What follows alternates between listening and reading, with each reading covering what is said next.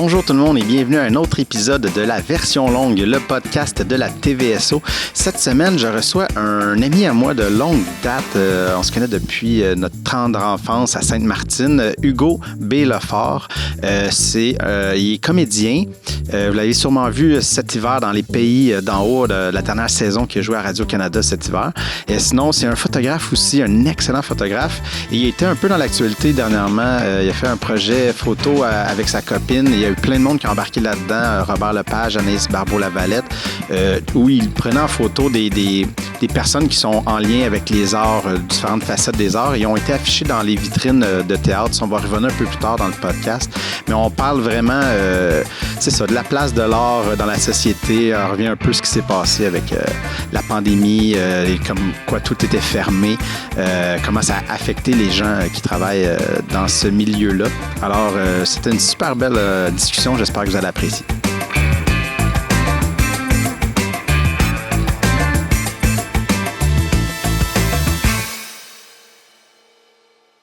Hugo B. Lefort, merci beaucoup d'avoir accepté mon invitation. Ça fait plaisir. Je vais commencer avec la question, je pense, la plus importante depuis l'année pandémique, c'est comment vas-tu? Ça dit pas, hein, cette question-là? Non, mais avant, on se le posait, tu sais, un peu comme « Hey, ça va? Ouais, puis toi, quoi de neuf? » Mais tu sais, le quoi de neuf, on peut plus vraiment le dire, parce qu'on fait tout à rien. Plus rien, c'est ça. Mais comment vas-tu? Je pense qu'il y a plus d'importance maintenant. Ouais, c'est up and down, je dirais. Ouais. Honnêtement, je suis comme chanceux parce que je travaille. Ouais. Fait que, tu sais, il y a ça qui est encore là, mais c'est qu'à un moment donné, même en travaillant, je fais on devient juste ça. Ouais. Puis c'est ça qui est quand même tough un peu, c'est que tout le côté social de la patente, c'est le voir des amis, aller manger au resto, aller dans des bars, on dirait que ça rechargeait les batteries pour comme ta semaine qui venait. Puis là, il y a juste pas ça, fait que c'est comme... On dirait qu'on dort. Ouais, on devient comme un peu... c'est ça. Comme l'utopie capitaliste. Un automate, ouais, on est comme des bébites, juste vous allez travailler, après ça, on s'en fout ce que vous faites. Ouais, écouter la télé puis retourner travailler le lendemain. Dépenser sur Internet, acheter des biens, ça tourne en rond. Mais c'est vrai, je pense que c'est ça, c'est le gros problème. On se rend compte. Je pense qu'on le savait, là, que le social est important, mais ça, le faire enlever de même, là, c'est... Puis pourtant, je veux dire, après, comme surtout le premier confinement, là, c'était hot parce que je me suis rendu compte que finalement, je pouvais vivre avec... Tu sais, j'étais sur la PCU. Ouais.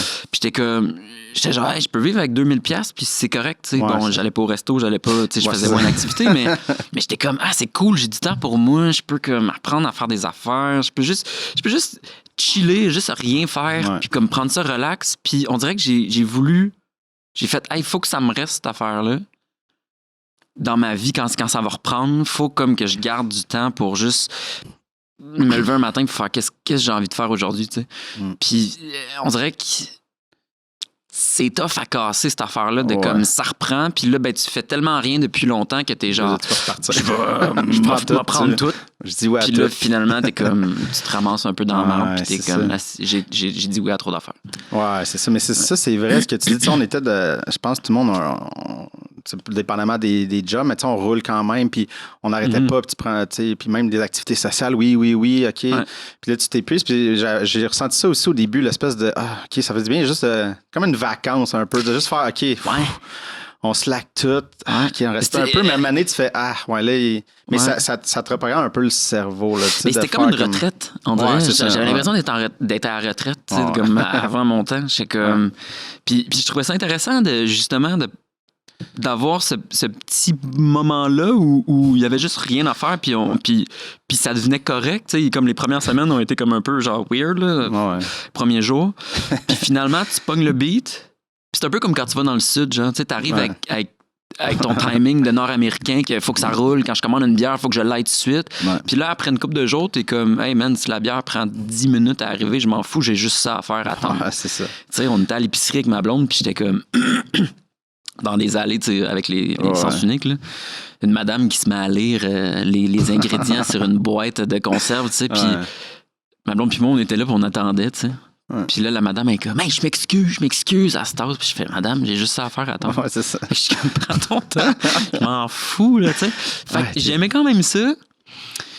Puis C'est ça. T'es rendu un retraité, là, c'est ça. Ouais. T'as-tu commencé à gosser le bois? Hey, ouais. Moi, tu sais, il y en a qui ont... Il y en a qui ont appris à faire du pain. Moi, j'ai commencé à faire des meubles.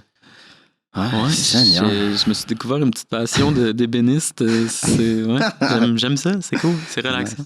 Ouais, il y a quelque chose de méditatif là-dedans, là, juste comme tu fais ça. Puis... je trouve ça, c'est concret aussi, tu sais. Je veux dire, après, tu travailles, je sais pas, tu mets un nombre d'heures X sur un meuble, puis t'es capable de le toucher, là, tu fais comme, ben, je le vois, là, il est là, tu sais.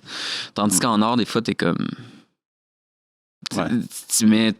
Tu peux mettre, je sais pas moi, des mois sur quelque chose, puis là, t'es comme, c'est encore une idée, c'est un peu vaporeux. Fait il y a quelque chose dans le travail du bois qui est comme ultra, c'est concret, c'est là, ça reste. Ouais, c'est ça. Tu sables le truc, c'est lisse. Ouais, c'est suite. Puis il y a comme, c'est le fun parce que c'est comme tout le temps, t'es tout le temps en train de résoudre des problèmes, tu sais, parce que t'es comme, OK, là, faut que je fasse telle affaire, comment est-ce que j'y arrive, puis le bon, tu sais. Mais en même temps, c'est ça, t'es moins comme dans ta tête tout le temps avec des... Plein d'expositions, plein de branches. Puis des espèces de concepts ou des trucs, tu fais quelque chose de vraiment très, très concret. Ouais. Ben, rentrons dans l'art tout de suite. Là, j'ai commencé ça smooth. Mais en fait, ben, on peut juste parler un peu de ton background. Je t'ai présenté dans l'intro. Là. Ouais. Mais à quel moment ça t'est venu le désir d'être comédien, d'être dans les arts? Parce que, c'est ça, comme j'ai dit, t'es comédien, mais t'es aussi photographe. Fait que on va parler des deux un peu en parallèle, mais peut-être commencer plus... mon Dieu, ben j'avoue que j'ai pas... c'est pas comme un rêve d'enfant là, de devenir comédien. J'ai tout le temps trippé film, j'ai tout le temps comme aimé la télé, mais tu sais, je rêvais quand j'étais jeune d'être dans NHL ou bien archéologue, genre, tu sais, des affaires de même. Là. Puis il y a un moment donné, à l'option théâtre à la Polyvalente de Beauharnois, une de mes amies de l'époque me demande, genre, j'ai le goût de faire mes auditions pour l'option théâtre. On est en secondaire 5. Puis elle dit, j'ai le goût de faire mes auditions, puis je me cherche une réplique. Fait que là, elle est comme, viens-t'en avec moi, s'il te plaît, ça va être le fun. Puis là, j'étais comme, le théâtre, man, c'est plate, le théâtre. Ouais, puis j'étais comme, qu'est-ce que c'est ça, là? Tu sais? Puis finalement, elle était comme, ben, c'est ça, là, viens m'aider, là. Il y a vraiment moins de devoirs dans ce cours-là. Puis j'étais comme... What? Ça parle à quelqu'un. Fait que ouais, je suis devenu comédien parce qu'il y a moins de devoirs en théâtre qu'en sciences pures. Puis ça, t'étais pas à l'international à Beauharnois? Ouais, c'est ça. Ouais, j'étais à l'international. Puis pour vrai, l'option théâtre à Polyvalente de Beauharnois, c'est vraiment... c'est assez précieux, cette affaire-là, ce programme-là, parce que ça te permet de... Tu sais, c'était en fait, ta journée était souvent divisée en deux. Fait que t'avais comme des cours le matin qui étaient, whatever, là, français, maths, tout ça. Puis l'après-midi, t'avais comme 2 périodes de l'après-midi qui étaient juste consacrées au théâtre. Tu sais. Fait que c'est comme... C'était de l'art-étude, quasiment. Là. Ouais. C'était comme une incursion dans un monde artistique puis dans le monde théâtral qui était comme rempli. Puis je pense qu'on avait...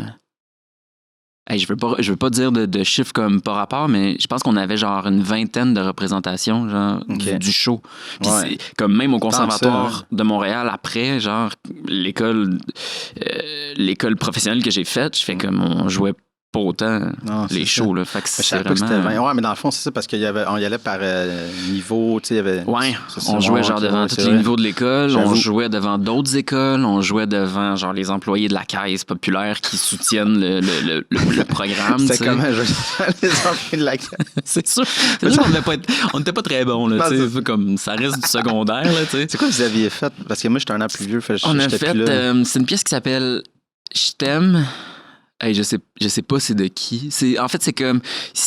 L'histoire, c'est une classe d'art dramatique, de théâtre qui ont eu comme devoir à faire de faire un genre des scènes sur l'amour à différentes époques.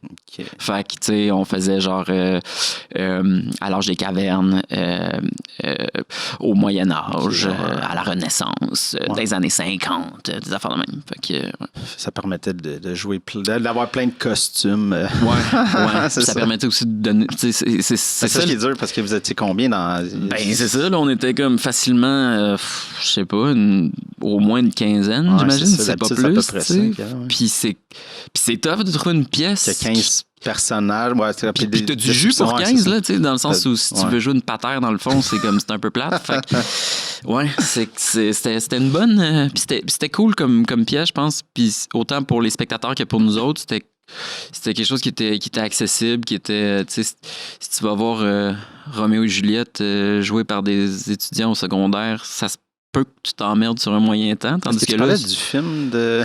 J'ai oublié son nom. Yves Desgagnés. Ouais, je vais pas skipper cette question-là. Okay. C'est correct. Moi, j'ai le droit de dire ce que je veux. Mais ouais, fait que c'est là que ça a pogné. Mais c'est ça, puis t'as fini au conservatoire. Ouais, ben après le secondaire, je suis comme parti en voyage un peu, puis après ça, j'ai été au cégep en théâtre. Puis après le cégep, je suis allé au Conservatoire d'art dramatique de Montréal. Puis ça, c'était comment? Ah, mon Dieu. Ça me semble que ça fait y a quelque chose de prestigieux de ouais. Conservatoire. Ouais. Ben, je pense qu'à quelque part, ce l'est parce qu'il y a, tu sais, je sais pas, moi, il y avait 400 demandes à peu près pour rentrer là. Ouais, c'est ça. Puis on était 9 dans notre classe, ce qui fait que c'est beaucoup, c'est très contingenté. Mais il y a quelque chose aussi quand on veut aller à une école puis qu'on est accepté dans une école. Dans le sens où quand tu le regardes avec des yeux extérieurs puis quand tu es réellement dedans, il y a quelque chose d'un peu romantique avec l'idée des écoles de théâtre. Tandis que quand tu es fait, c'était un peu comme... On s'amusait à dire que c'était comme l'armée du théâtre. Là. C'est ultra demandant. C'est des semaines de 70-80 heures. Tu apprends ton texte, tu travailles, tu vas à l'école, tu as plusieurs cours, faut que tu fasses de la recherche de personnages, des ci, des ça, tu vois des shows. C'est ultra motivant, mais c'est très demandant. Ouais. Mais pour les gens qui connaissent pas trop cet univers-là, mais c'est quoi les genres de cours dans le sens, tu sais, parce que tu peux regarder ça, voyons, t'apprends un texte, tu te places là, tu le dis, c'est tout. Facile. Ben, contrairement, mettons, à exemple, l'UQAM ou les cégeps en théâtre où il y a comme plus un cursus, mettons, je vais pas dire un cursus scolaire, mais un cursus... Ils ont des dissertations à faire. Il y a comme un truc plus...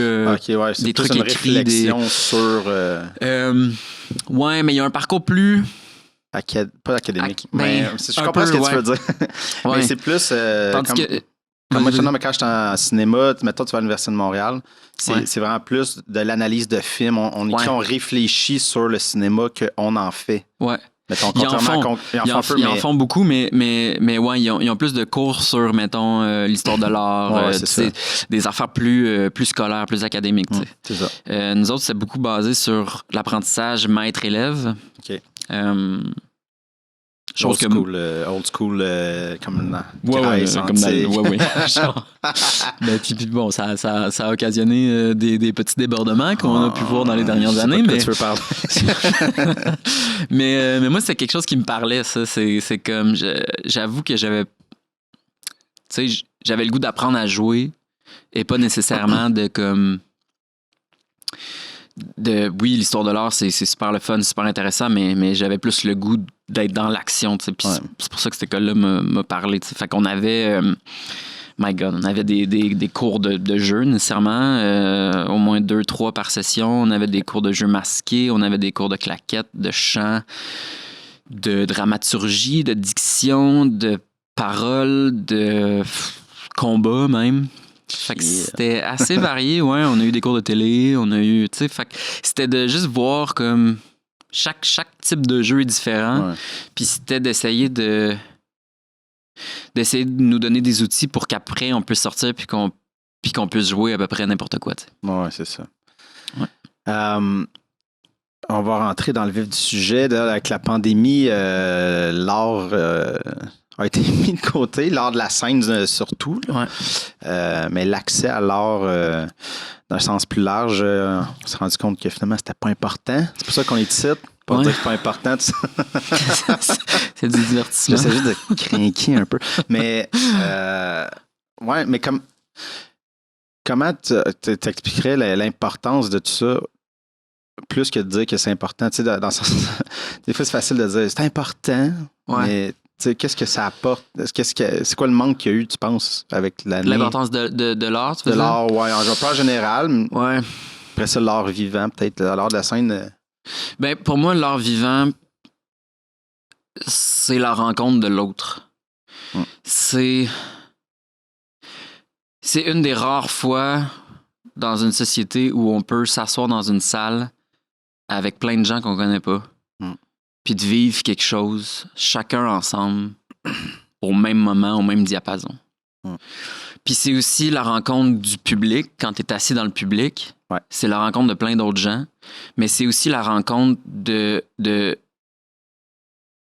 personnes ou de personnages. Ce qui se passe, mettons, tu sais, je vais parler du théâtre parce que c'est de là que je viens, mais tu vas voir une pièce, c'est que tu vas aussi voir des gens vivre sur scène. Puis je te parle pas juste des acteurs, je te parle comme des personnages. Tu sais, il y a comme des archétypes, il y a de la psychologie derrière les shows. Fait que tu sors de là avec souvent plein de questions sur nos compréhensions du monde, sur les problèmes d'une société, les trucs auxquels on fait face, les difficultés, les bonheurs, les joies. C'est plein de rencontres, en fait, autant dans la salle que la salle avec la scène. Puis ce qui fait que pour moi, c'est comme quelque chose qui peut... qui nous fait mieux comprendre qui nous fait mieux comprendre le monde dans lequel on vit. Puis c'est ça. C'est le grand manque, en fait. Le grand vide de la pandémie, c'est que je fais comme on est tous pognés chez nous, tout seuls devant nos écrans, puis on dirait que personne se parle, pour vrai. C'est juste, c'est rendu... puis je veux comme pas sonner vieux jeu, là. C'était mieux dans mon temps, là, c'est comme... Mais je trouve que... ouais. Mais je trouve que il y a quelque chose de très individualiste ces temps-ci, de très égoïste. Puis ça me... j'haïs ça, là. Ouais. Hey, ça me fait limite peur. Puis je trouve que le théâtre ou l'art vivant combat cette affaire-là. Puis pour moi, quand j'allais voir un show, souvent je sors de là avec un espèce de feeling de OK, l'humain, là, on peut encore faire quelque chose de beau. Là, on a vécu de quoi, c'était hot. OK, ça me donne du jus pour la semaine à venir ou le 2 semaines à venir, jusqu'à temps que j'aille voir un autre show. Fait que c'est comme c'est comme plein d'espoir, puis c'est juste une rencontre avec l'humanité. Mais ça, c'est vrai, c'est l'importance de vivre une émotion en gang. Je pense, tu sais, puis je vais inclure le cinéma, j'aime beaucoup le cinéma. Malgré que là, il y a le petit truc qu'on voit à les cinémas avant, mais je ne veux pas entrer là-dedans, mais c'est pas nécessairement, on va en parler après. Mais l'idée de, tu sais, le monde, des fois, tu vas au cinéma, mais Netflix, puis tout, mais c'est le fun d'être dans une salle, que ce soit cinéma, où ça revient tout en même affaire, c'est qu'on est plusieurs personnes, s'il y a du monde dans la salle de cinéma ce jour-là, mais on est ensemble dans un gros écran, dans le noir, on peut pas regarder notre cell. Puis on sort de là, puis on a tous vécu la même affaire. Je me rappelle, il y a des films, le film sur Dédé à travers les brumes, là, je me rappelle la salle pleine à Quartier Latin, puis de sortir, puis le silence qu'il y avait, les gens, on se connaissait pas, les larmes aux yeux, à se regarder, puis faire comme... Juste avec un regard, faire OK, on a vu. Puis juste à reparler, ça me redonne des frissons. Mais ça, tu le vis pas chez vous. Puis il y a quelque chose, c'est ça, il y a quelque chose qui nous rapproche, il y a quelque chose de sacré dans tout ça, de faire comme. Puis loin de moi l'idée de vouloir ramener la religion, mais il y avait quelque chose dans la religion qui était justement sacré, dans le sens où les gens allaient le dimanche s'asseoir à l'église, puis c'était comme important. Il y avait un décorum, il y avait ci, il y avait ça. Le décorum, Puis pour moi, l'univers du spectacle, des arts, c'est ça. C'est d'aller dans une salle de cinéma ou bien une salle de théâtre ou un show de musique. Il y a des codes, il y a une façon. On arrive, l'attente, l'espèce d'attente aussi. D'arriver à une salle, t'assois, un petit, les gens parlent un peu, puis t'attends la pièce qui commence ou le film ou la musique, puis t'es juste... Quand la lumière ferme ou comme ça part, il y a un petit quelque chose. Même la salle est comme... Puis chaque personne a au moins un souvenir d'un show qu'il est allé voir. Je me rappelle, je pense qu'on était ensemble en plus, le show de Sigouros dans le Vieux-Montréal. OK, ouais. Ah ouais, ça c'était fou raide. Puis c'est le genre de souvenir qui va me rester toute ma vie. On est là, puis c'est en islandais, fait que personne chante, on connaît pas les paroles. Fait que tu peux faire des ouh, puis ça passe.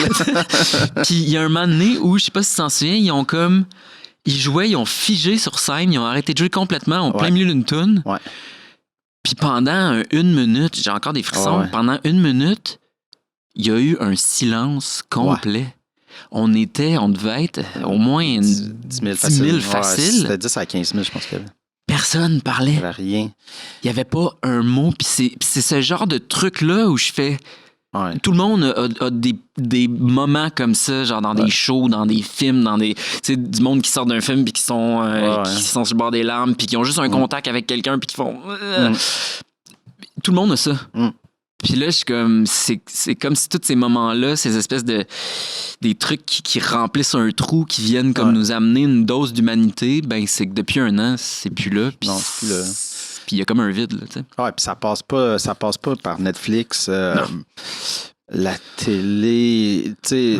Non, parce que c'est tu sais, puis moi, j'aime ça écouter des films, j'aime ça, mais c'est tellement facile, tu sais, chez vous, de faire pause. Ah ouais. Ouais. Cherche un verre d'eau. Ouais.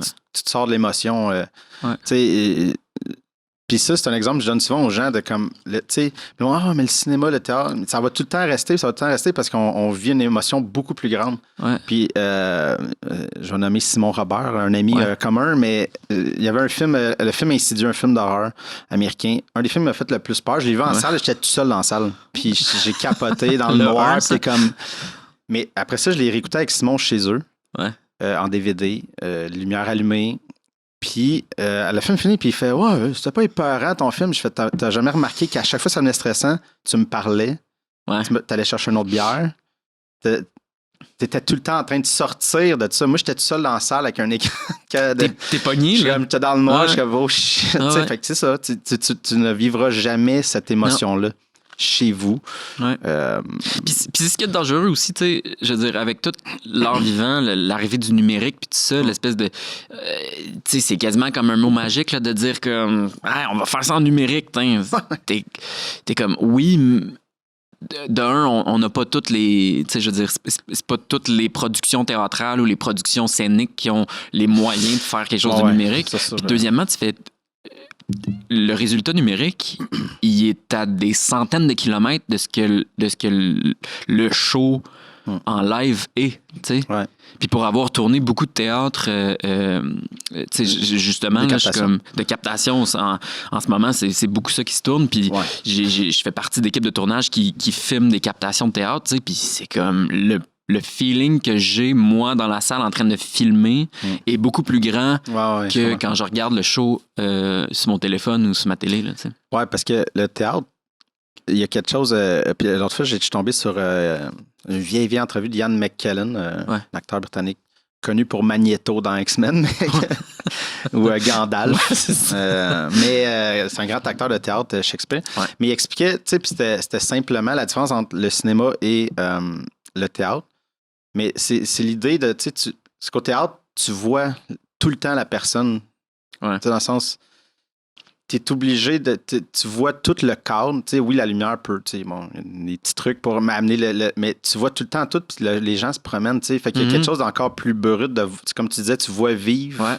Ça, tandis qu'au cinéma, ben, on va te dire... T'es obligé de regarder, c'est ça. Va voir là, l'émotion va passer parce que tu coupes ta claque. Ouais, puis c'est ça, au théâtre, tu te fais ta propre réalisation, en fait. C'est pas quelqu'un qui se lève là, mais c'est pas lui qui parle, mais tu peux quand même checker. Qu'est-ce qu'il fait? Ouais.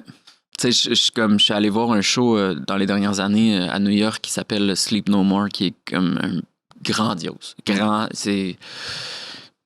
probablement un des meilleurs shows que j'ai vu. C'est une compagnie de théâtre, en fait, puis les budgets ont comme pas d'allure aux États-Unis. Là. C'est une compagnie de théâtre qui a acheté un ancien hôtel désaffecté. Ah, j'ai entendu parler. 5 étages de haut. Ouais. Ils ont tout strippé. Puis là, ils font un show sur 5 étages. Puis toi, comme spectateur, en fait, t'arrives, t'es convié à cet hôtel-là. Il n'y a pas de grosse pancarte. Il n'y a pas de... Tu sais, t'as vraiment comme une adresse, un petit écriteau qui dit que c'est tel hôtel. Ouais. Tu rentres là-dedans. C'est une ambiance un peu genre années 30, années 40. Tu rentres dans une espèce de truc où c'est comme un genre de cabaret. Là. C'est une petite salle où t'as comme un petit band jazz qui joue puis tout. Ils te donnent toute une carte à jouer puis un masque. Un masque, une espèce de full face masque, un masque blanc. Okay. Puis ils disent, on va vous appeler, gardez votre carte. Et là, ils font comme, OK, de la carte numéro 1 à 7, venez-vous-en. Fait que là, mettons, la première fois que je suis allé, moi, je suis allé 2 fois. La première fois que je suis allé, j'étais avec un de mes amis. Puis on a été séparés, direct au début. Ah, OK. Parce que ça, ils nous donnent les cartes, puis ils font, ben, d'1 à 7, on part. Okay. Puis lui, il avait plus que 7, fait qu'il restait là. Puis là, on arrive dans un ascenseur, puis il nous explique un peu les règles. Il faut garder le masque en tout temps, faut pas parler. Vous allez voir les comédiens, les danseurs, vous les suivez ou vous les suivez pas, vous faites ce que vous voulez. Bon show. Et là, je me fais dropper dans un étage avec un masque. Il fait noir. Puis là, c'était comme... Tu te promènes, en fait, à ta guise dans cette affaire-là, puis tu choisis de... Là, t'as des comédiens qui arrivent, tu fais comme, OK, c'est intéressant, puis un moment donné, tu fais, je suis tanné, je vais partir. Puis là, tu t'en vas faire autre chose. Puis là, je gossais, mettons, il y a plein de décors, là, il y a à peu près une centaine de décors là-dedans, c'est débile. Ça va de la, genre, t'as un cimetière, t'as une forêt, t'as une rue, t'as un bureau de médecin, t'as comme, c'est fou raide. Puis l'affaire, c'est que tu peux rester dans le bureau de médecin si tu veux, puis juste fouiller dans tous les tiroirs, lire les livres, puis là, il y a un comédien qui passe, tu décides de le suivre. Puis c'est que tu fais ta propre histoire. Puis il y a un moment donné où tu te rends compte que tu fais, ben, je peux pas tout comprendre. Fait que t'abandonnes l'idée de tout comprendre le show. Ouais. Mais t'as ton expérience. Tu fais ton propre découpage. Puis c'est ça qui est écœurant de ce show-là, c'est que c'est comme, c'est l'expérience du théâtre, mais fois 1000. C'est sur le borderline, le théâtre dont vous êtes le héros. Ouais. Elle va suivre la page 8 ou va-t'en à la page 63. Puis l'affaire, c'est que tu sors de là, puis tu sais, je sors du show avec mon ami, on se retrouve, puis là, je suis comme, hey, j'ai telle affaire, j'ai vu telle affaire, j'ai compris ça, c'est malade. Puis là, comme, quoi, attends, moi, j'ai compris ça, puis j'ai vu telle autre affaire. Puis c'est qu'on a vu zéro le même show, puis c'était tellement comme, c'est une affaire qui est là, quelque part, en dedans de nous, qui fait que on est comme... c'est un petit moment précieux qui te reste. T'sais. Puis c'est ça qui est formidable avec l'art vivant. Je veux dire, le cinéma, autant que j'adore ça, mais le cinéma t'amène pas ce genre de truc-là. T'sais. Non, pas dans cette optique-là. Non, c'est clair. Comment tu vois ça? Parce que le théâtre, on en parle quand même... mettons, je parle grand public, je sais pas comment tu vois ça, un peu l'écho que le théâtre a dans la population générale ou le monde qui... Est-ce que ça passe par l'éducation d'un peu ramener les gens au théâtre? Parce qu'on dirait que des fois, le monde a un peu peur de tout ça, de cet univers-là. Parce que tu as du théâtre, divertissant. Je le dis de manière pas péjorative, mais tu sais... C'est comme si les gens, le théâtre, mais c'est comme même le théâtre, il y a tout. Pour moi, il y a beaucoup de monde qui font, moi, j'aime pas ça le théâtre.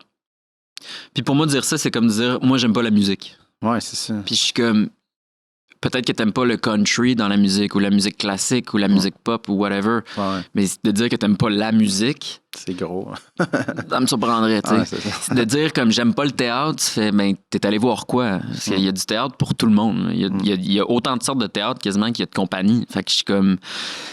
Il y a du théâtre américain, tu sais, tu peux aller voir quelque chose qui est ultra pop, qui est très divertissant, des trucs plus expérimentaux. Tu peux aller voir quelque chose qui est de la tragédie, tu peux aller voir, tu sais, ce qui fait qu'il y a comme... Il y a un nombre...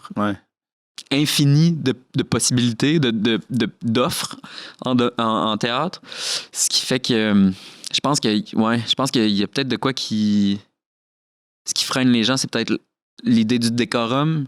Peut-être. Je parlais de ça justement avec avec un de mes amis comédiens, metteur en scène. Il me disait que ça fait pas si longtemps que ça qu'on a décidé d'éteindre les lumières dans la salle. Avant, c'est comme... Le public faisait partie de... C'est juste, on ouvrait toutes les lumières, puis les comédiens étaient sur scène, puis le public, on les voyait, puis que, tu sais, c'était comme une espèce de gros party où le monde pouvait boire, manger. C'est des shows qui duraient, mettons, je sais pas, moi, des 4-6 heures. Ouais. Fait que le monde, il quittait. Dans le temps, mettons, de Shakespeare, là, tu sais, ou de la tragédie, là. Pourquoi est-ce que les personnages répètent tout le temps ce qu'on a vu la scène d'avant? C'est parce que c'était tellement long que les gens faisaient comme... Ça jasait, ça allait pisser, ça revenait. Puis là, ils faisaient comme... Il manquait des bouts, fait qu'ils faisaient... Ce qui s'est passé dans la scène d'avant, c'était l'affaire. OK, ouais, mais c'est ça. C'est lui qui a fait le previously on. Genre, c'est ça. C'est vraiment un genre de... Auparavant. C'est ça. Ce qu'on a pu voir. Puis c'était vraiment ça. Puis c'était comme plus une espèce de party, tu sais. Puis est-ce qu'il faut ramener ça? Je sais pas, tu sais, est-ce que je sais pas, d'aller voir des shows de théâtre en se disant qu'on peut boire une bière en même temps, ou tu sais, plus un peu un genre de style cabaret, où tu peux genre boire une bière, manger un peu, tu sais. Est-ce que c'est comme une solution? Est-ce que c'est un peu comme l'opéra? Tu sais, la première fois que j'allais voir de l'opéra, je suis comme... Oui. Je me sentais mal parce que j'étais en coton ouaté. Ouais, il y avait des madames, là, tu sais, des costards. Je suis pas allé à l'opéra, mais j'étais allé à l'orchestre symphonique, là, puis j'étais comme en bas. J'ai réussi à prendre les madames de Westmount. Là, ben, c'est ça. Avec les colliers, puis OK. C'est ça, tu sais. C'est ça qui se passe. mais c'est ça. Mais c'est nice, mais... Il y a quelque chose que je trouve beau dans le fait de s'habiller puis de prendre le temps de se soigner pour aller faire une activité qu'on aime. Mais il y a aussi un truc qui fait que ça fait en sorte que ça amène un décorum, puis souvent on est comme... j'irai pas voir de l'opéra, là. C'est les maudits costards, là. Pis les madames, là, toutes peignées, pis tout, là, tu sais. Puis on dirait que ça met l'opéra plus haut que ce que c'est. Ouais, c'est ça. Puis pourtant, j'ai participé à des productions d'opéra. Mettons, quand je suis sorti de l'école, je faisais de la figuration à l'opéra, tu sais, puis... Il y a un show, là, je coupais une tête de la chanteuse principale. J'arrivais avec une tête ensanglantée en chest en faisant comme... tu sais, fait que je suis comme, on n'est pas dans le... non, c'est pas guindé, ouais. Puis c'est ça, c'est souvent comme... Est-ce que c'est une question de... Mais moi, mettons, moi, tout le temps, j'aime ça le théâtre, mais j'en vois pas assez. Mais moi, je pense qu'il y a vraiment le côté... tu sais, mettons, le cinéma, c'est très... j'ai envie d'aller là, je check, j'y vais. Tu sais, le théâtre, il y a aussi l'idée de faut regarder la programmation, acheter d'avance. Bon, plus cher qu'un billet de cinéma, mais c'est pas nécessairement... ça dépend des théâtres, là, mais tu sais, dans le sens... Il y a l'espèce de... OK, celui-là, ça vaut... Je sais pas, je connais pas. Tu sais, il y a un petit peu plus de recherche, je pense, qu'il faut faire aussi sur c'est quoi la pièce, c'est quoi... OK, y a-tu un buzz? Mais s'il y a un buzz, des fois, c'est sold out. Fait que, tu sais, c'est ça. Il y a comme un petit truc un peu plus... peut-être qui ralentit le processus. Je mets ça, mais... Ben, l'affaire aussi, c'est qu'il y a un risque au théâtre. Dans le sens où... C'est un risque, dans le sens où c'est une prise de parole, c'est un risque en tout point. Faire un show, c'est comme tu prends une prise de parole puis tu risques surtout que ça soit plate. S'il y en a des shows de théâtre qui sont plates. En même temps, c'est ça, au pire, t'auras été voir un show un peu plate puis ça t'aura pris 1 heure, 1 heure et demie puis tu t'en retournes chez vous puis c'est pas plus grave que ça. J'ai vu des shows de théâtre qui j'ai trouvé ultra plates, mais c'est encore un running gag avec des amis, ce qui fait qu'à quelque part, je suis comme... ça fait des bonnes jokes. C'est ça. Mais ouais, je pense qu'il y a quelque chose de... Ouais, il y a quelque chose de plus dur qu'au cinéma, nécessairement, parce que c'est peut-être moins accessible, dans le sens où ça reste moins longtemps à l'affiche. C'est éphémère. Puis en même temps, c'est ce qui rend la chose vraiment belle. Parce que tu te dis... c'est là que ça se passe. Il faut que je rentre dans cette bulle-là. Ouais. Puis tu sais, il y a du monde qui ont vu des shows que j'ai pas pu voir. Puis ça me déchire, là, tu sais. Puis ces gens-là font comme... t'aurais dû. C'est ça. Puis il y a quelque chose de beau là-dedans. C'est comme, je l'ai pas vu parce que je pouvais pas, mais... c'est ça. Fait que, c'est plus dur. Puis je pense pas s'il faudrait en parler plus en amont, tu sais, des pièces. Parce que des fois, j'entends parler, il y a comme ça un écho de « ça, c'est théâtre », puis là, tu regardes « mais c'est plus là ». Fait que, tu sais, quand des critiques sortent, ou je sais pas, des fois, tu lis un peu en retard, puis t'es comme « mais c'est plus là ». Mais j'ai surtout l'impression que... J'ai surtout l'impression que c'est une affaire, ça pourrait être une affaire de gouvernement ou d'éducation en général, de faire comme... Puis c'est ça qui me... Je vais rentrer dans... Je l'ai craqué. Puis c'est ça qui me gosse. C'est qu'après toutes ces années-là, à avoir des preuves de ce que l'art vivant, puis de ce que l'art en général apporte à une société, a apporté au Québec moderne, après tout ça, on soit encore en train de discuter genre, ouais, mais faut-tu faire plus de place au théâtre ou aux arts vivants? Puis je suis comme, taboire, quel chapitre vous avez sauté, là, tu sais? Puis je suis comme, pourquoi est-ce que... C'est le chapitre sur le refus global qui ont sauté. Genre, ça, c'est la meilleure... Tu sais, je fais comme, le refus global, c'est un peu ce qui a parti la Révolution tranquille. Si c'était pas du refus global, on saurait peut-être pas où on en est en ce moment. Ouais. Il y a eu plein d'autres affaires qui ont fait en sorte que la Révolution tranquille est arrivée, mais... Mais c'était des allumeurs de... Oui. Ils ont juste comme fait, yo, on est puis les arts... regardons-nous, on est capable de quelque chose. Exact. C'est ça. Puis les arts, c'est ça. C'est de remettre en question la société dans laquelle on vit. C'est de poser des questions, des fois dérangeantes, des fois comme... Des fois, ça nous fait chier d'aller gratter ces affaires-là, mais c'est nécessaire. C'est nécessaire pour que la société continue d'avancer.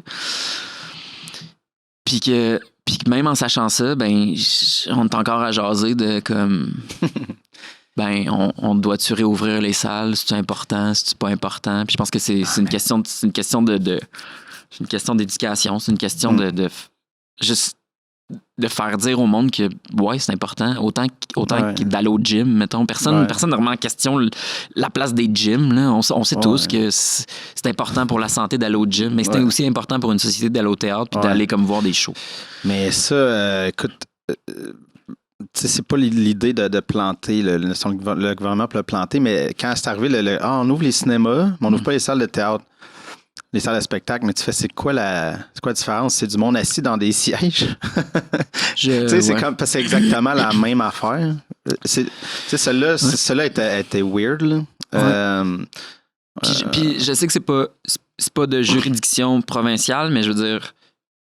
Du monde qui s'en va dans le sud, là, t'es pogné 4 heures dans un avion, assis à côté de ton voisin. Ouais. M'excuse, mais il y a beaucoup moins de distanciation dans un avion que dans une salle de théâtre. Ouais. Puis l'affaire si aussi, c'est dans la salle de cinéma pour que tu sois prêt parce que c'est la même affaire, c'est des sièges assis. Mais j'ai l'impression que l'affaire au gouvernement, c'est que j'ai l'impression que la culture, ça fait partie du divertissement. Puis ça, c'est ce qui vient me faire chier au plus haut point. Où je suis comme... Nécessairement, il y a un côté divertissement dans la culture. Ça, parce qu'on se raconte des histoires. Absolument. Il y a ça. Sauf que comme c'est beaucoup plus profond que ça, puis c'est beaucoup plus complexe que ça. Puis c'est ça qui me gosse, c'est de faire comme ouais, mais les jeunes ils ont plus envie d'aller voir un film que d'aller au théâtre, tu sais. Puis c'est ce genre de... Puis même si c'était maladroit, même si c'est repris après, c'est ce genre de... En fait, c'est ce genre de paroles-là qui fait en sorte que je fais comme... Ça rabaisse un peu. Ouais, puis je fais, ben si tu l'as dit, c'est ce qui est clairement... Tu dois y penser un peu, tu sais. Puis comme si tu prends l'art vivant comme du divertissement, ben qu'on se demande pas après ça pourquoi on manque de subventions puis que le milieu culturel était déjà en train de mourir avant la pandémie, puis là qu'on se demande pas pourquoi il est en train d'être achevé en ce moment, tu sais. Fait que je suis comme si le gouvernement a ce genre d'attitude-là face à l'art vivant. Je suis comme... En fait, la pandémie a juste exacerbé, a juste mis en lumière le manque cruel d'investissement puis de reconnaissance de ce milieu-là. Ouais. Puis le Popcorn Gate, c'était exactement ça. Là. C'était genre... Les cinémas, c'est correct, mais les salles, non, tu sais. Ah, ça, c'était... Mais j'ai jamais... Ça je l'ai pas compris. Puis je pense qu'on peut le critiquer parce que des fois, on fait telle affaire. Puis ben là, tout le monde, j'aimerais ça de voir à ta place. C'est pas ça. On a le droit de critiquer quand même. Là. Puis sans être dans la catégorie des coucous là, qui bloquent les tunnels. Ouais. Mais parce que, tu sais, le fuck you logo, des fois, je commence à le prendre personnel. Des fois, j'oublie que. Fuck you logo, non, que j'ai fait, en tout cas. Mais. Je me suis dit que je m'en allais dire ça. Mais c'est pas grave. Non, mais c'est ça, c'est tout le j'ai complètement oublié mon idée, mais... Ben, c'est ça. Il y a quelque chose, je trouve... je pense que ce qui vient le plus me chercher... puis, tu sais, j'ai fait une expo photo qui parle exactement de cette affaire-là. Mais c'est... Il y a un moment donné où j'étais avec ma blonde au Ikea, dans le fil du Ikea, genre, pour aller acheter des meubles. Mhm. Puis là, j'étais genre, hey, on peut être 920, genre, au Ikea. Ouais. Mais je peux pas être. Tu sais, je peux être entassé sur plein d'inconnus Mhm. que je connais, d'inconnus dans une fausse cuisine du Ikea. Mais genre, je peux pas aller m'asseoir dans une salle puis regarder un spectacle ou d'aller au musée. Puis c'est comme, dans quel genre de société on vit pour préférer le commerce au détail à genre la rencontre humaine, puis à l'humanité, en fait. Non, c'est ça. Puis je suis comme... Après ça, qu'on se demande pas pourquoi on est ultra égoïste sur les réseaux sociaux, puis qu'on est ultra renfermé, puis comme... Ben, c'est ça. Je fais comme quand tu priorises l'économie, ce qui te rapporte en argent tout de suite là, qu'on est capable de compter, ben, je fais quand tu priorises ça à un secteur que l'apport est plus dur à voir, mais qui est beaucoup plus durable, ben je fais, qu'est-ce qu'on se demande pas pourquoi, c'est sûr, on s'en va chier ces réseaux sociaux. Là, on se bat dans les allées du Ikea parce que là, ils sont sold out sur tout. Puis là, moi, je le veux, puis là, je veux mes affaires. Puis là, on tourne, ben c'est ça. Mais il n'y a plus de... Tu sais, c'est une autre réflexion que j'avais, puis je suis vraiment pas un sociologue, mais je pense que ça pourrait être quelque chose d'intéressant dans... on parlait tantôt des expériences de. Tu sais, qu'avant, tu avais l'église, puis ça s'est transformé. Tu sais, juste d'avoir, mettons, la petite vie, là, qui est une espèce de communion. Même l'heure JMP, tu sais, t'avais des moments que tout le monde écoutait. Ouais. Mais là, ça, avec Netflix, les plateformes, le monde se désabonne de la télé, on s'en va partout. Ouais. Puis tout le monde écoute. Il y a 10 000 affaires. Il y a plus de contenu que jamais, mais moi, c'est une supposition, là, mais que je mets comme tout le monde part dans ses petites affaires, puis il y a plus au moins un moment de communion, tu sais, un moment qu'on se rassemble, puis qu'on... Puis c'est du contenu très individuel. Ouais. On écoute chacun de notre bord, tu sais...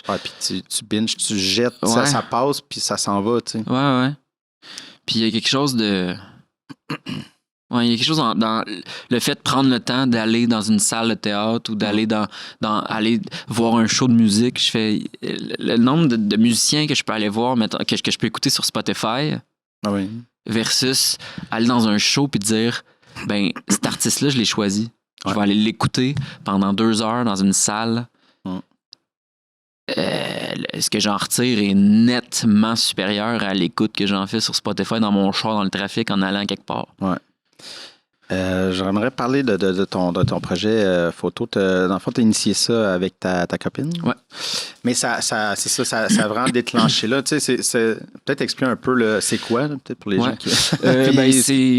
C'est une exposition photo qui met en lumière, ou en fait qui enlève la lumière sur des artistes. Il y a 9 artistes en tout qui représentent chacun un pan de l'art. Un pan culturel, mettons. C'est ça. Puis c'était juste une manière d'imager en fait que les projecteurs se sont éteints sur la culture dans la dernière année, puis que le milieu est dans l'ombre depuis 1 an. Tu sais.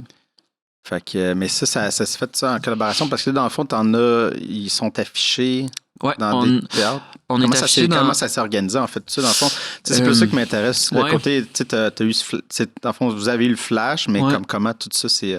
Ben, c'est arrivé. À la base, c'est arrivé.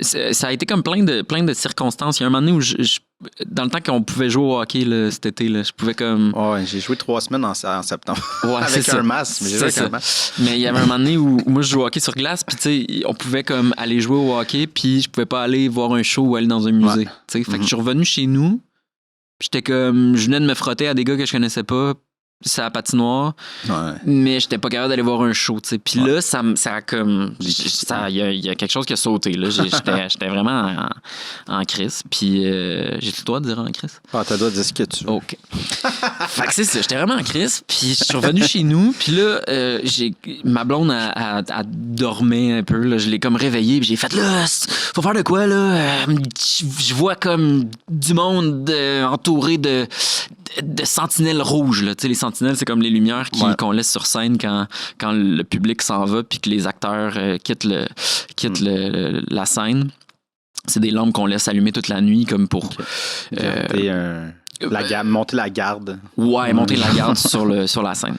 Puis bref, il y a eu un mouvement en début de pandémie que les théâtres ont mis des lumières rouges, ils ont éclairé en rouge en termes de solidarité envers tous les arts de la scène. Puis là, fait que je suis revenu chez nous, j'étais comme, il faut faire de quoi, là? Des artistes avec des lumières rouges, puis tout ça. Puis là, en tout cas, là, on est comme, ouais, OK. Elle parle-tu tout le temps de même ou c'était parce que... Ouais, elle a un grand problème d'élocution.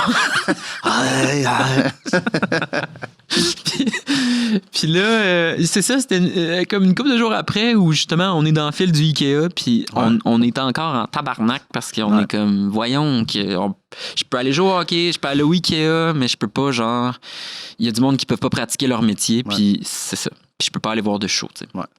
Fait qu'on en a parlé, puis on a appelé comme plein d'artistes. On essayait justement de trouver des visages qui représentaient certains pans culturels. Ouais. Puis après, en les shootant, là, ça nous a pris quand même un bon bout à shooter tout le monde. Puis après, on a contacté des théâtres. Puis on s'est dit... En fait, on pensait pas en faire une expo.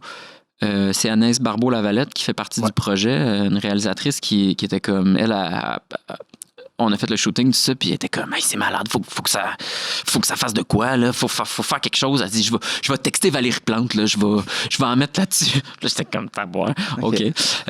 Finalement, j'ai comme eu le contact pas de Madame Plante, mais de ses attachés. C'est quelqu'un de son équipe. Puis là, de fil en aiguille, en jasant, tout ça, là, l'idée de l'expo est arrivée. Puis on s'est dit pourquoi pas comme investir les vitrines vides des théâtres. Ouais, c'est ça. On veut des affiches. Ouais. Puis ça, on voulait en fait parler de l'importance de l'art au Québec, puis du fait qu'on avait juste tiré à la plug sur tout ça. Puis de deux, on était comme, ça va au moins faire une activité culturelle à faire pendant la relâche, pendant une période qui est complètement morte. Fait qu'on a appelé, on a écrit à plein de théâtres, puis en fait, il y en a 5 à Montréal qui ont accepté, 2 à Québec. Puis là, c'est que l'expo est comme tout le temps vivante parce que les mesures sanitaires changent, donc il y en a qui peuvent réouvrir. Fait que là, des fois, c'est comme, on était censé, mettons, se faire afficher au Beaubien. Okay. Cinéma Beaubien, puis là, cinéma ont réouvert. Fait que là, on fait comme, parce que là, on a besoin des places pour afficher nos films. Pis ça. Fait que, tu sais, on est tout le temps en train de se revirer sur un scène. Ouais. C'est ce qui rend la chose intéressante aussi, là. Fait que c'est ça. On est au TNM, au Théâtre Denise Pelletier, à l'Espace Libre, Théâtre Saint-Denis, La Licorne, Théâtre La Licorne. À Québec, on est au Diamant, puis on était à la Maison pour la danse, mais là, la Maison pour la danse a pu réouvrir, fait qu'ils ont changé à leur programmation. Puis là, on est le 17 mars et là, on le sait que ça va revenir. Ouais. Comment tu te sens là avec l'espèce de... Est-ce que ça te calme un peu? Il y a un fond de tristesse. Ouais.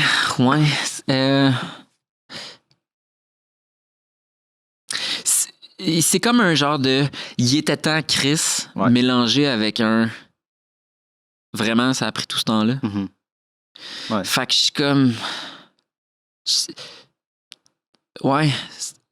et c'est comme une c'était un peu comme si ta blonde t'achète un gros cadeau parce qu'elle t'a trompé. Mm-hmm. Ouais. T'es comme hey merci mais c'était de la merde. Si t'avais pas fait ça en premier lieu, t'aurais pas été obligé de me donner un cadeau, tu sais. Mm-hmm. Fait que c'était un peu... Ouais. L'affaire, c'est qu'on se sent pas écouté du tout. Puis dernièrement, je parlais comme à... Je faisais des entrevues avec un théâtre, une compagnie de théâtre pour adolescents, puis c'est comme leur campagne de financement. Fait qu'on interviewait comme plein de monde du milieu du théâtre, puis chacun, tout le monde est comme... On n'a pas de nouvelles. La ministre de la Culture, est en dessous de la table, on ne sait pas trop, on la cherche, elle n'est pas là, il ne donne pas de nouvelles, c'est comme... Fait que t'es comme... Tu sais, on fait quoi, là? Puis toute cette affaire-là là, de métier essentiel et non essentiel, c'est tellement violent. C'est comme si on te dit, ben, ton métier, il vaut pas de la merde, dans le fond. Non, c'est ça. On ramène ça comme à la pyramide de Maslow. C'est comme, il faut manger, tout ça. Oui, c'est vrai. Mais ça, c'est pour la survie. Ouais, c'est comme ça. du moment où on dépasse la survie puis qu'on est rendu dans la vie, ben c'est ça. Tu fais comme, nécessairement, là, on n'est pas en train de dire que les médecins et les infirmières, ils font un travail colossal. Ça, on le sait. Mais après, je fais comme, il y a aussi d'autres gens qui font d'autres choses.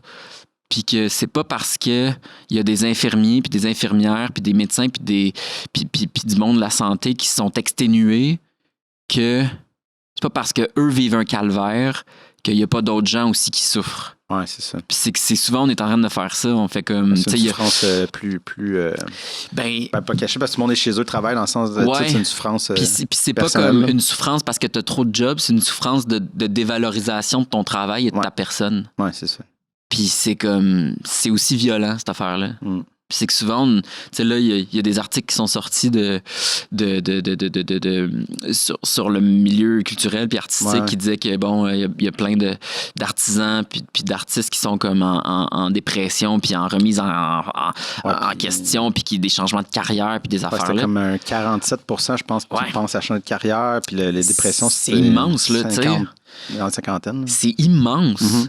Puis souvent, ce que je disais comme commentaire, c'est comme, ouais, mais c'est pas les seuls qui souffrent, c'est pas ci, c'est pas ça. Je suis comme, mais personne n'a dit que c'était les seuls qui souffraient, là. Non, tu sais, je veux dire, c'est notre tour de parler. C'est ça, puis ça fait comme, ça enlève rien à la souffrance des médecins, puis du monde de la santé, puis des infirmières. Je fais comme, puis des infirmiers, je fais, c'est juste que là, on fait juste parler du milieu artistique qui se la ferme depuis vraiment longtemps. Là. On a beaucoup parlé des restaurants puis des mots du gym, là, de faire comme c'est important d'être en santé physique. Je suis comme, on peut-tu parler des arts aussi? Parce que les arts, c'est pas juste comme pour la santé physique et mentale, pas pour la santé mentale des gens en particulier, c'est aussi pour la santé de la société en général. Fait que, ça reste. Ben, je veux pas planter les gyms, mais ça reste que tu peux quand même t'entraîner d'une certaine façon, sans t'auras pas les poids chez vous, mais il y a une manière de rester en activité physique. Bon, c'est sûr qu'il y a les entrepreneurs derrière tout ça qui c'est ça, mais c'est pour ça que je plante pas les gyms, mais je fais juste dire, moi je vais m'entraîner, mais tu peux quand même un peu le faire chez vous. Je fais l'acteur dans son salon tout seul, il peut parler, mais... Oui, à personne. Fait que, une pièce d'art en Zoom, non? C'est pas... Ça va être le prochain concept à la mode. Le fameux Zoom.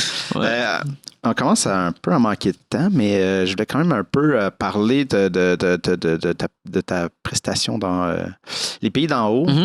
Mais ça, vous avez filmé ça comme à l'automne? Oui, on a filmé ça. Parce que ça m'intrigue. Félicitations pour Merci. Pour ça, mais juste aussi le fait de filmer avec la pandémie, comment c'était l'espèce de... Parce que, tu sais, moi ici, je veux dire, je filme, mais on est une micro, pas d'équipe. Là. C'est assez facile, des shows de chaises, mais tu sais, de dire, quand on joue les acteurs, une grosse équipe technique. Ça, c'est une autre affaire. Mettons, parenthèse, mini parenthèse. Tu sais, je suis comme... La télé, c'était correct qu'on continue à travailler. Ouais. Parce que ça, c'était comme... Ça divertit les gens. En même temps, les gens sont chez eux. Ben oui, sauf que, je veux dire, sur le plateau, on est une soixantaine. Je veux dire, on est tous collés. Là. Je veux dire, c'est ultra checké puis c'est ultra encadré. Mais je veux dire...